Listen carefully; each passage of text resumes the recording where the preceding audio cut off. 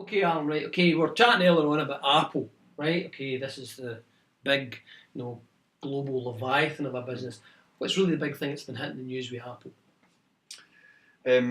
Obviously, the fact that they've announced record profits for this quarter, and we're talking some fairly big numbers with a lot of zeros on them.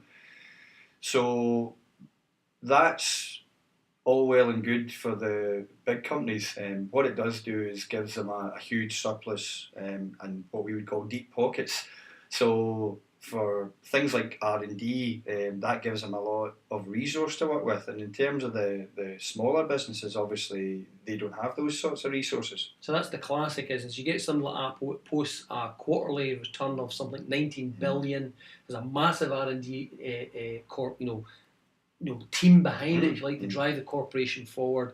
Of course, if you take that down to the wee guy in the street, if somebody's maybe basically, whether it's a coffee shop or somebody trying to run a little boutique festival, or let's say a young designer trying to get a fashion run through their event, cash flow is a big issue for them. So, what are the kind of big key issues, with these guys when they get, they're looking for cash flow? Okay, well, I mean, the first I think you've got to talk about the problems that surround cash flow.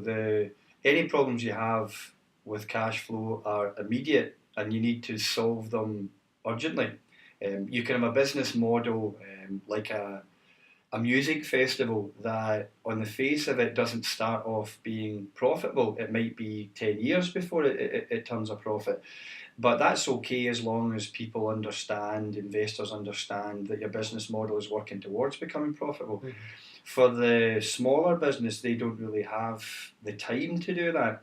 So there's a few things that they can think about. Obviously, they need to think about sales and marketing, the message that they're sending out to the customers, and what sort of platforms and channels they're using to get that message across. The temptation is to borrow money to keep feeding a cash flow problem, and that's arguably the worst thing that you can do. Basically, you need to be looking at maybe selling more stuff.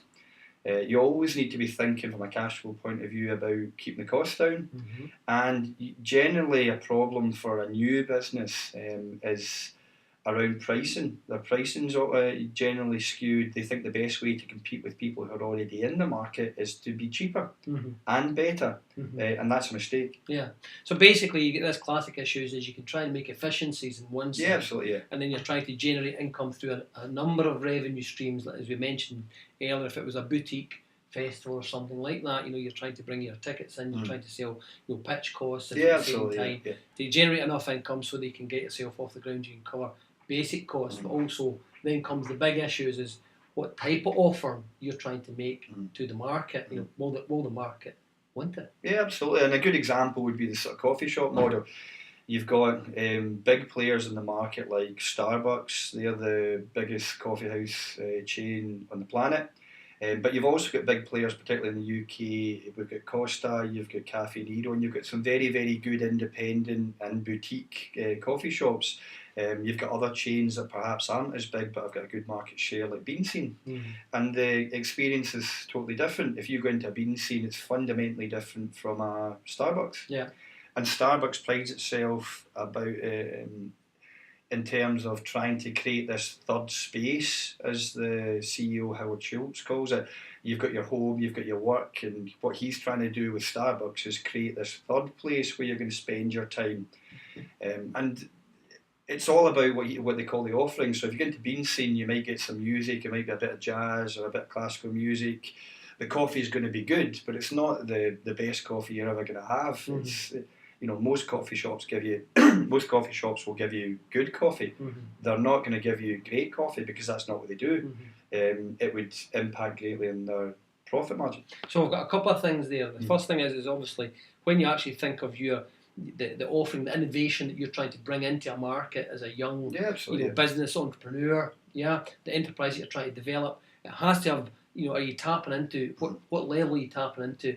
Does it actually meet, or challenge, big existing brands out there? And more importantly, what you're going to price that at, because at the end of the day, that's going to be absolutely imperative for you to get that cash flow through the door and to sustain the business. Yeah, absolutely. I mean, your product has to be aligned to the market, if we use a coffee shop model, you could go in and expect to pay a certain amount for coffee. You're probably going to be sitting there for 30 minutes. They're going to try and get you to take on some sort of food offering as well. Any more than half an hour, you'll probably get a second coffee. But similarly, you're in the same market. If it's a vending machine and you're putting £1 into the machine, you're getting a coffee that's perfectly adequate, and part of the offering is the convenience of it.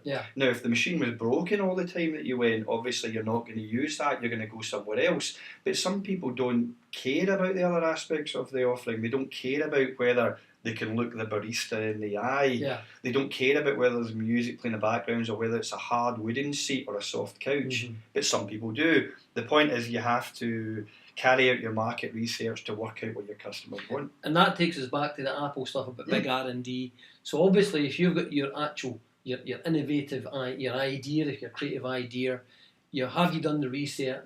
Do people want the £1 convenient, coffee, and you can make your money as they're moving from the train to their work, or do they want that experience where they can sit down and they can chat and they increase their dwell time, so therefore you increase more turnover, and therefore more cash flow, right?